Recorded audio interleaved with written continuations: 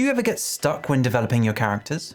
Well, how about trying out the Oprah Winfrey method? What you're going to do here is you are going to interview your characters and you're going to ask them 100 questions. You heard me right, it's 100. Every 10 questions, you're going to change the subject, getting deeper and deeper and more personal into the character's life. What's your favorite hobby? How many siblings do you have? What's your deepest fear? What is your darkest memory? By answering these 100 questions in the voice of your character, you're not only stretching them, but you're also allowing them to evolve. You're answering questions you never even thought about answering for your character.